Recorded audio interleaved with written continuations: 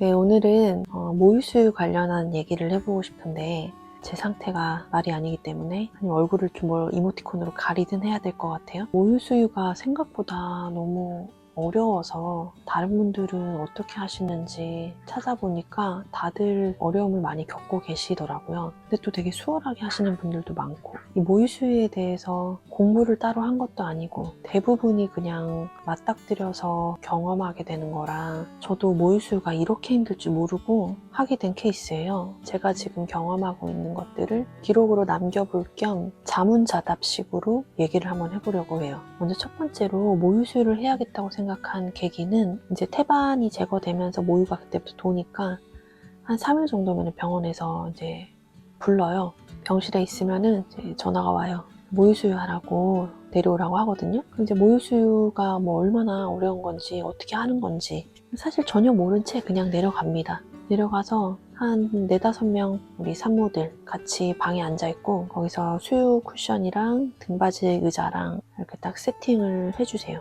거기에 멀뚱멀뚱 앉아서 우리 아기를 기다리는 거죠. 신생아실 선생님이 아기를 가로로 들고 오세요. 제 가슴에 그대로 자석처럼 붙이시는 거죠. 그럼 그때 아기가 정말 자석처럼 엄마 가슴을 쭉쭉쭉쭉 빠는데, 뭐 어떻게 이런 행복감이 있을 수 있지? 저는 개인적으로 그런 느낌을 받았어요. 되게 놀랄 거예요. 처음에 아기가 엄마 가슴을 정말 그 본능적으로 물고 빨 때는 엄마들이 처음에 되게 놀랄 거예요. 그래서 옆에 엄마는, 저는 이제 속으로만 놀랐는데 옆에 엄마는 너무 놀라서 어머머머 막 이렇게 소리가 나시더라고요. 제가 모유수유 하기에 좋은 가슴의 형태는 아니었던 것 같아요. 신생아 선생님께서 설명해 주셨을 때. 근데 다행히 우리 요술이가 되게 잘 무는 케이스였던 거예요. 그래서 딱히 첫 시도에 어려움이 없었기 때문에 그냥 별 생각 없이 모유수유 하면 되겠다 생각했던 것 같아요. 모유수유가 이렇게 힘든 건지 1도 몰랐을 때, 처음 모유수유를 시작할 때 어떤 점이 가장 어려웠는지 생각해보면, 아기를 수유 쿠션에 눕히는 자세도 어렵고, 유륜을 깊게 물게 해야 되는데 그것도 어렵고, 또 먹이면은 거의 5분 만에 잠이 들어요. 다들 그걸 깨워서 다시 반대쪽도 먹이고, 그리고 한쪽이 물릴 때 최소한 10분 이상 물리라고 하잖아요. 이게 생각보다 어렵더라고요. 그리고 지금은 심지어 가슴 통증까지 더해져서 더 어려워요. 조리원에 있었을 때 모유 양이 다른 산모들이 막 이만큼 나올 때 저는 막 되게 조금 나오는 거예요. 작게는 10ml, 진짜 최대로 많이 나오는 게 70 나온 거. 그리고 이제 집에 왔는데 다시 40으로 쭉 줄어든 거예요. 보니까 엄마들이 조리원에서는 그래도 좀 몸도 좀 쉬고 하는데, 집에 와서 이 신생아를 다시 내가 돌봐야 된다는 그 압박감, 그리고 스트레스, 아직 회복되지 않은 여러 가지 이런 상황들로 인해서 그렇게 모유가 좀 줄어든다고 하더라고요. 계속 직수를 하면서 늘려보려고 물려봤는데 양이 쉽사리 늘지를 않는 거예요. 포기할까? 아니야, 근데 좀만 더 해보자. 아직 한 달밖에 안 됐으니까 해보자 해서 계속 했더니 양이 점점 늘어나는 거예요. 현재 이제 2개월 16일 됐는데 140ml까지 늘어났어요. 제가 다니는 병원과 조리원은 다 모유수유를 좀 적극적으로 도와주려고 해주셨던 것 같아요. 근데 이게 뭔가 좀, 기본적으로 우리나라는 분유를 먹일 수밖에 없는 그런 시스템이 애초에 갖춰져 있어요. 그러니까 완전 모유를 할 수 없는 환경이에요. 왜냐면 아기가 태어나서 엄마랑 계속 같이 있을 수 없는 환경이잖아요. 그러니까 당연히 모유를 못 먹이죠. 그리고 조리원에서도 분유를 먹는 게 되게 당연한 수순처럼 진행이 됐던 터라 그냥 그 흐름대로 가다 보면 어느새 저는 분유를 먹이게 되고, 모유는 엄마가 원할 때 먹이게 되는 그런 환경이 되더라고요. 그래도 모유수유 담당 선생님들이 계시는데 그 선생님들은 되게 친절하게 자세히 알려주셔서 거기서 좀 자세는 어찌 해야 되는지 설명을 많이 들었던 게 도움이 많이 됐어요.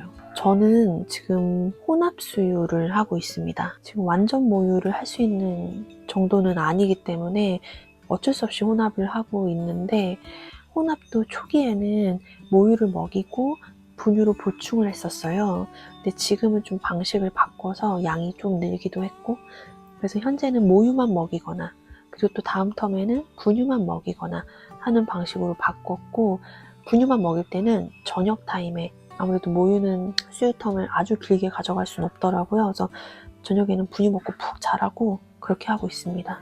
그래서 이 수유 비중을 점점 모유로 늘려나가고 있는 중이에요. 그래서 지금은 모유가 6, 분유가 4 정도 되는 것 같아요.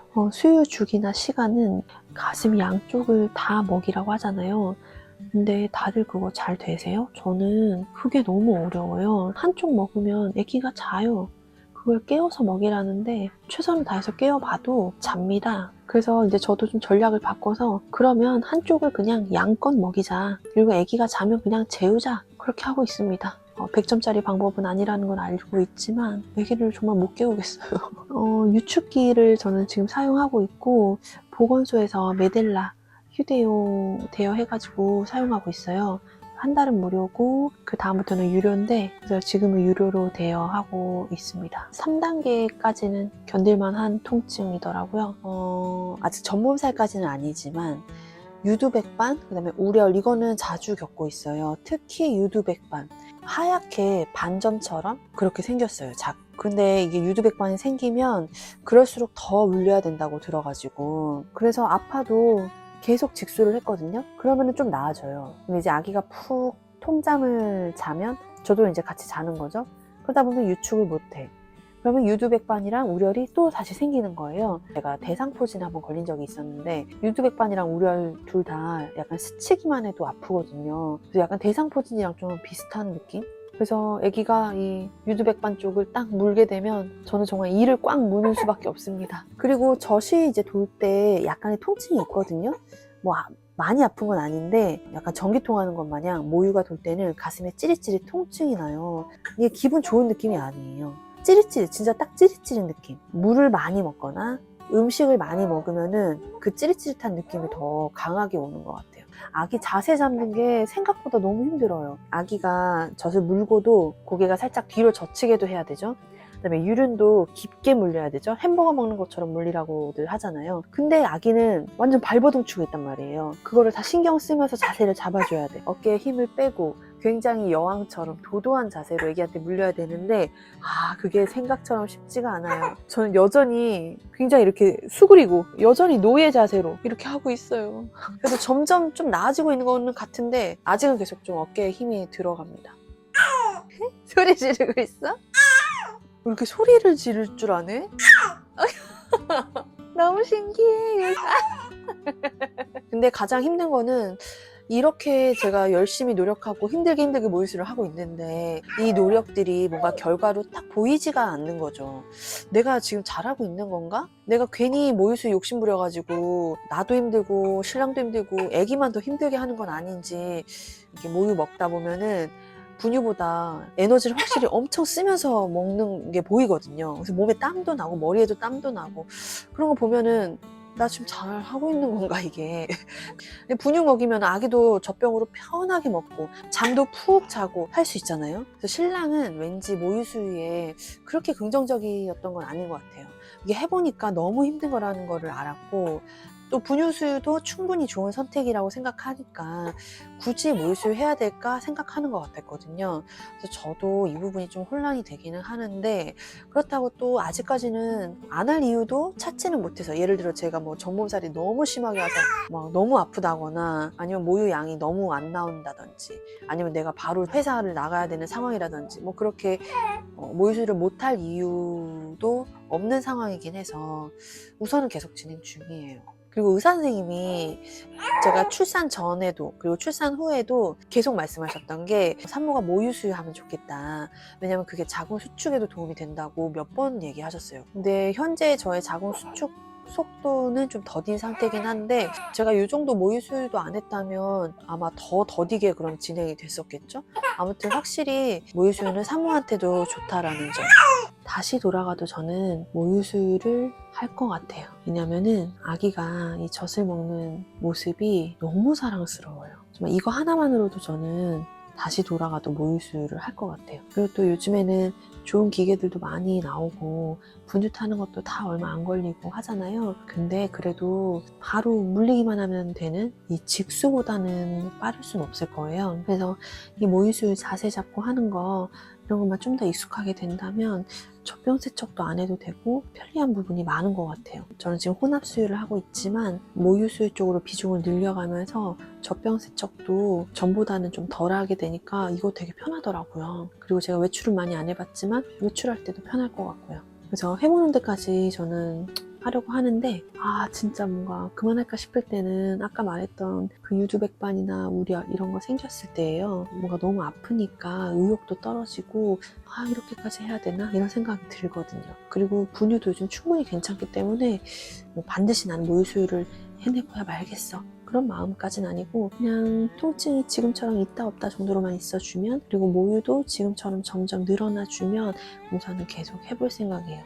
그리고 통증이 없을 때는 아기가 아무리 세게 물고 해도 정말 하나도 안 아프고 아기가 다 먹고 난 다음에는 가슴이 말랑말랑해지면서 되게 가볍고 기분도 좋아지는 것 같아요.